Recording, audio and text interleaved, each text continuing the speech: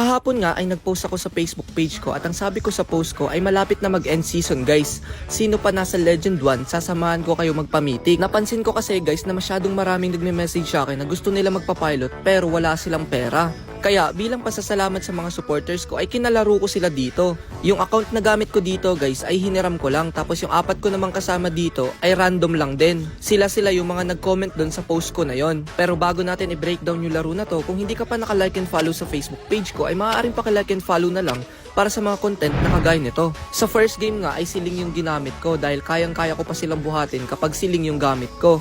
At yung first game guys ay hindi naman talaga naging mahirap dahil marurunong naman talaga yung mga nakuha ko dito sa comment section. Hindi ko nga alam guys kung bakit nasa Epic at Legend lang sila ay marurunong naman sila maglaro. In fact, hindi nga ako yung MVP sa game na to dahil nanay nakakuha ng MVP dahil ang dami niyang kills tapos hindi pa siya namatay sa game na to. Samantalang ako ay namatay ako dito ng 3 beses dahil sobrang aggressive ng paglalaro ko sa game na to. Wala kasi kaming tank na pwedeng humarap guys kaya ako yung nagiging front dito. Hindi naman pwede yung Florin yung humarap dahil syempre malambot lang yung Florin sa early game. Kaya kapag kayo nasa sitwasyon na ganito na kung saan wala kayong tank na pwedeng mag-setup o di kaya tank na pwedeng humarap tapos ang meron lang sa inyo ay utility na roamer, ay talagang kailangan nyo i-maximize yung paggamit ng assassin na hero ninyo. Minsan kasi guys yung iba ay nag-e-expect na sasaluhin ng mga utility roamer yung mga damage, which is okay lang naman if reasonable. Pero yung tipong magagalit ka dahil hindi sila yung nauuna sa mga clash o di kaya hindi sila yung nag-e-engage, maling-mali kayo dun guys. Nakadepende kasi minsan yung galaw ng core kung ano yung merong roamer sa isang team. Halimbawa sa game na to, ako yung nasa harapan o ako yung nag-e-engage dahil meron kaming Florin, which is kahit saan ako sa mapa ay pwede niya akong ma-heal. Hindi pwedeng Florin yung mauna dahil hindi naman siya kagaya nila Hylos na sobrang kunat.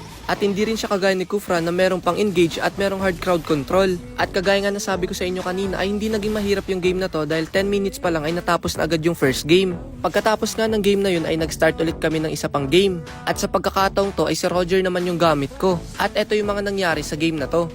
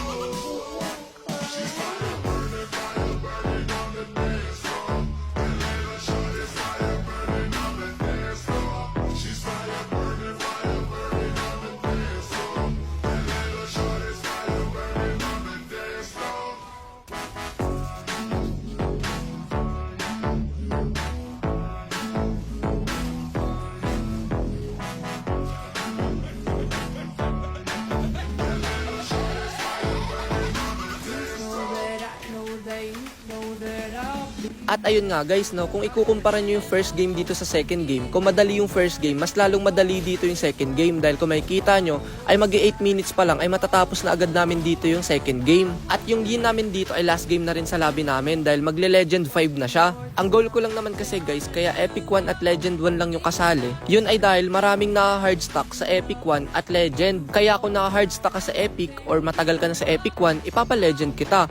At kung naka-hard stack ka naman sa Legend 1 o di kaya Legend, ipapamitik kita. Kaya sa third game guys ay pinalitan na namin si Yin at naganap naman ako ulit dun sa comment section. At yung third game nga ay gamit ko dito si Yi Sun Shin. Tapos ang pumalit dun kay Yin ay etong si Gatot Kaka. Pero para sa akin guys, ito yung pinaka naging mahirap na game. Hindi dahil hindi marurunong yung mga kakampi ko, yun ay dahil hindi ako marunong gumamit ng Yi Sun Shin. I mean hindi ako sobrang maalam gumamit kay Yi Sun Shin. Confident lang ako guys na ginagamit tong Yi Sun Shin na to kasi nasa low rank ako. Pero kapag nasa high rank na ako guys o di kaya nasa immortal na ako, hindi hindi ko magawang i-pick to si Sun Shin dahil sobrang hirap talaga. Pero hindi naman ako yung nagbuhat sa game na to dahil panoorin nyo kung ano yung gagawin dito ng Gatot Kaka. Boom! Huli yung 5 guys. Tapos ang ganda lang ng follow-up namin dito kaya naubos dito yung mga kalaban. Nice set kay Idol Gatot. First game niya pa lang pero grabe na agad yung pinakita niya sa game na to. At ayun na nga guys, panalo kami sa game na to. Pero ang nakakalungkot guys, dalawa yung nag-rank up sa kanila. Yung Iksha na si Arsenal, ngayon ay mythic na siya. Legend 1 4-star pa lang siya kanina guys, hindi ko alam kung nag-double star siya kaya ngayon mythic na siya. Kaya pagkatapos ng game na to ay nagpasalamat siya sa akin. At ang kasabay niya na nag-rank up ay etong si King Kong na kung saan kanina ay epic 1 lang si King Kong tapos ngayon ay nasa legend 5 na siya. At dahil nga tinamad na rin ako maghanap ng legend 1 at epic 1 kaya ang sabi ko sa dalawa ay mag-trio na lang kami. At eto na nga guys, ang gamit ko nga sa game na to ay etong si Leomord. Malakas si Leomord guys sa early game kaya kailangan nyo talaga i-maximize yung kabayo neto. Sobrang hirap kasi neto mapigilan guys lalo na kapag nag-snowball sa early game. Ang problema nga lang ay kapag siya yung na-earlyhan dahil hirap din siya makabawi kapag na-earlyhan siya ng mga kalaban. At oo nga pala guys, meron ako malaking balita na ibabalita sa inyo. Sa September 20 ay magi-start na ako bilang isang part talaga ng MLBB community. Sa madaling salita ay isa na akong legit na content creator ni Munton. At eto pa guys, gumawa na rin ako ng separated na Facebook page na kung saan doon kayo pwede mag-message kapag naghahanap kayo ng legit na pilot service. Hindi ko na rin kasi pwedeng sabihin yung tagline na sinasabi ko kapag naghahanap ako ng pilot service. Like yung sinasabi ko na kung naghahanap kayo ng pilot service ay pwede kayo mag-message sa Facebook page ko para mapag-usapan natin yung mga detalye. Kaya sa mga future uploads ko guys ay hindi nyo na rin maririnig sa akin yun. Panoorin nyo yung mga Leomord highlights ko sa game na to guys at meron pa tayong pag-uusapan sa last game ng video na to.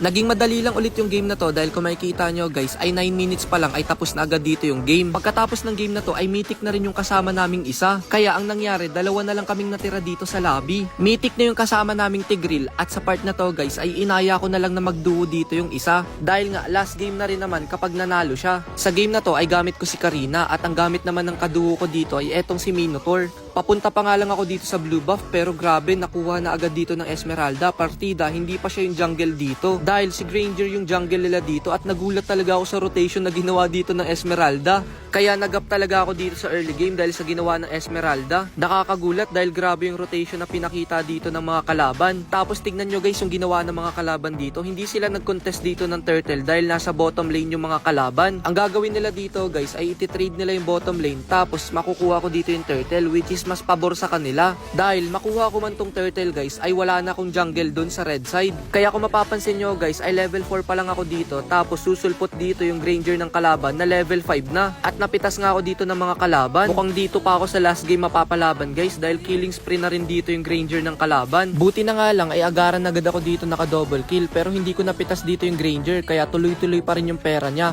At sa pagkakataong to lumabas na yung second turtle at malakas yung loob ng Granger makipag-retrian sa akin dahil mas mataas yung level niya sa akin at nagap nga ako ng isang blue buff. Pero nakuha ko pa rin yung turtle dahil nga dalawa yung retry ko which is yung passive ni Karina tapos yung retribution na gamit ko. Sa turtle fight na yun ay napitas namin si Granger at sa part na to ay mapipitas din namin itong si Esmeralda. Tapos nagchat agad siya na bilis nakakambak Tinawanan niya pa nga ako dito kasi akala niya ay hindi ko na makakambak yung game na to dahil nga nagap niya na ako dun sa blue buff. At sa totoo lang guys, effective naman yung ginawa niya dahil nagap talaga ako dun ng sobra. Pero yun nga lang ay nagkamali sila nang hindi sila nag contest dun sa first turtle dahil na-lesson dun yung pagkagap ko. At pagka-up ng third turtle dito ay hindi na rin sila nakapag-contest guys dahil nga malaki na rin yung kalamangan ko sa mga kalaban. Yung kaninang 0-1 ay ngayon 7-1 na kaya medyo mahihirapan silang i-takedown ako dito. At sa pagkakataong to guys ay mas lamang na ako sa level dito sa Granger. Pinapasok-pasok na lang din namin sila dito sa tower at ayun nga napitas namin dun yung Granger. Tapos pumasok pa dito yung Esmeralda. Buti na lang maganda yung ultimate na itong Karina. Hindi rin kasi talaga ako maalam gumamit na itong Karina guys. Talagang nagustuhan ko lang siya kasi napapanood ko siya kay Sir Gildark. At wag kayo magtaka guys kung mas mapapadalas na yung pag-upload ko ngayon dahil nga hindi na ako sasampa ng barko.